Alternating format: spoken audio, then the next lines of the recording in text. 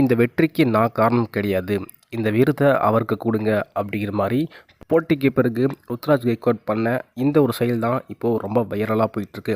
அதாவது இந்த ஒரு போட்டிக்கு நான் காரணம் கிடையாது, முக்கியமாக இவர் தான் காரணம், இந்த விருதை வாங்க நான் வந்து தகுதி கிடையாது அப்படிங்கிற மாதிரி.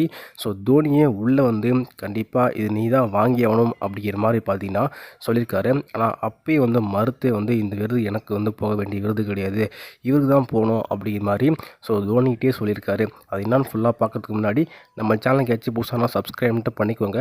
அப்படி பண்ணுன்னா பக்கத்தில் இருக்க பெல் ஐக்கான் நோட்டிஸ் வரும். நிறைய பேர் சப்ஸ்கிரைப் பண்ணால் பார்த்துட்ருக்கீங்க, சப்ஸ்கிரைப் பண்ணுங்க. நிறைய பேர் லைக் பண்ணாமல் பார்த்துருக்கீங்க, லைக் பண்ணிட்டு பாருங்கள். நீங்கள் பண்ணுற ஒவ்வொரு லைக்கும் எனக்கு மிகப்பெரிய மோட்டிவேஷன் இருக்கும். ஸோ லைக் பண்ணிட்டு பாருங்கள். ஸோ நேற்று பார்த்தீங்கன்னா மும்பைக்கு எதிராக சிஎஸ்கே அபார வெற்றி பார்த்தீங்கன்னா பேக் டு பேக் வெற்றி வந்து பதிவு பண்ணியிருப்பாங்க. மும்பைக்கு எதிராக முதல் போட்டியில் 103 ரன் வித்தியாசத்தில் அபார வெற்றியை வந்து பதிவு பண்ணியிருப்பாங்க. நேற்றைய போட்டியில் சிஎஸ்கே மீண்டும் 8 விக்கெட் வித்தியாசத்தில் ஒரு அபார வெற்றி வந்து பதிவு பண்ணியிருப்பாங்க. ஸோ இந்த போட்டி வெற்றிக்கு முக்கிய காரணமே வந்து நம்ம ருத்ராஜ் கெய்க்வாட் தான். ஆனால் அவர் வந்து நான் காரணம் கிடையாது அப்படிங்கிற மாதிரி சொல்லியிருக்காரு.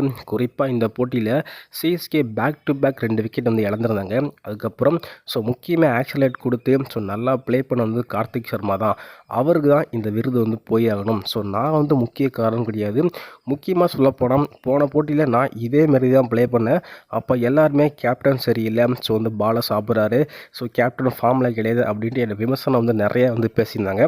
அதனால் இந்த போட்டிக்கும் எனக்கு இந்த அவார்டு தேவையில்லை இப்படி சொன்ன உடனே அடுத்த செகண்டே தோனி வந்து ஸோ மேலே வந்து கீழே வந்துட்டார் மைதானத்துக்கே வந்து. ஸோ நீ இந்த அவார்டு வாங்கியே ஆகணும் அப்படிங்கிற மாதிரி சொல்லியிருக்காரு. ஆனால் தோனி கிட்ட என்ன சொல்லியிருக்காருன்னா ஸோ நான் முக்கியம் கிடையாது, இந்த ஒரு போட்டி வெற்றிக்கு கார்த்திக் சர்மா அவர் தான் முக்கியம். ஏன்னா பேக் டு பேக் 2 விக்கெட் போயிடுச்சு. அதுக்கப்புறம் ஸோ நல்லா ப்ளே பண்ணது கார்த்திக் சர்மா தான். நான் வந்து பொறுமையாக தான் ப்ளே பண்ணேன், கடைசியாக தான் நான் வந்து மேட்சை வின் பண்ணி கொடுத்தேன். அதனால் அந்த ஒரு முக்கியமான ரன்ஸ் அடித்தது கார்த்திக் சர்மா தான். கண்டிப்பாக இந்த அவார்டு வந்து அவருக்கு தான் போய் சேரணும் அப்படிங்கிற மாதிரி தோனிக்கிட்டே சொல்லியிருக்காரு. தோனியும் பார்த்தீங்கன்னா அதை ஏற்று சரிங்க நீங்கள் வந்து 2 பேர்த்துக்கு ஷேர் பண்ணி கொடுத்துருங்க அப்படிங்கிற மாதிரி 2 பேருமே இந்த அவார்டை பார்த்தீங்கன்னா வாங்கிக்கிட்டாங்க. அதன் பிறகு தோனி காலிலேயே பார்த்தீங்கன்னா நம்ம ருத்ராஜ் கெய்க்வாட் வந்து விழுந்திருக்காங்க. ஏன்னா தோனி இல்லாமல் இப்படி நல்லா கேப்டன்ஷிப் பண்ணியிருக்காரு. இந்த ஒரு போட்டியில் கூட செம்மையாக கேப்டன்ஷிப் பண்ணாருங்க. ஸோ என்ன தான் 4 போட்டி வெற்றி பெற்றிருந்தாலும் அதில் ஒரு சில போட்டி கேப்டன்சி தவறாக பண்ணியிருந்தாலும் ஆனால் இன்றைய போட்டியும் சரி மும்பைக்கு எதிரான 2 போட்டியுமே செம்மையாக கேப்டன்ஷிப் பண்ணியிருக்காரு.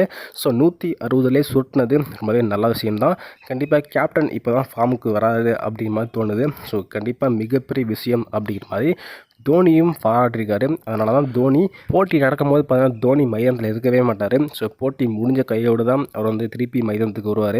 அதுக்கப்புறம் பார்த்தீங்கன்னா தோனியை வந்து பார்க்கலாம். ஸோ போட்டி நடக்கும்போது தோனியை ஸோ வந்து களத்துலேயும் சரி டக் அவுட்லேயும் வந்து பார்க்க முடியாது. அதுக்கப்புறம் தான் தோனி உள்ளே வருவார். ஸோ ருத்ராஜ் கெய்க்வாடும் பார்த்தீங்கன்னா இதை குறித்து ஒரு சில கருத்துக்களும் சொல்லியிருக்காரு. இதுக்கெல்லாம் தோனி தான் காரணம். ஸோ தோனி இல்லை என்றாலும் தோனியோட அந்த ஒரு அருள் பார்த்தீங்கன்னா எனக்குள்ளே இருக்கும் அப்படிங்கிற மாதிரி ஸோ நல்லாவே பேசியிருக்காருங்க. குறிப்பாக இந்த அவார்டு வந்து ஸோ சாக்ரிஃபைஸ் பண்ணது ரொம்பவே நல்லது. ஏன்னா வந்து ஒரு கேப்டனுக்கு இதுதான் அழகு அப்படிங்கிற மாதிரி தோனியே இந்த மாதிரி நிறையா பண்ணியிருக்காரு. அந்த மனசு தான் வந்து ருத்ராஜ் கெய்க்வாடுக்கு வந்திருக்கு. சார் நீங்கள் சொல்லுங்கள், இந்த ஒரு வெற்றிக்கு யார் காரணம், கார்த்திக் சர்மாவா இல்லை வந்து ருத்ராஜ் கெய்க்வாட் அப்படிங்கிறத கருத்துக்களாக போட்டுருங்க.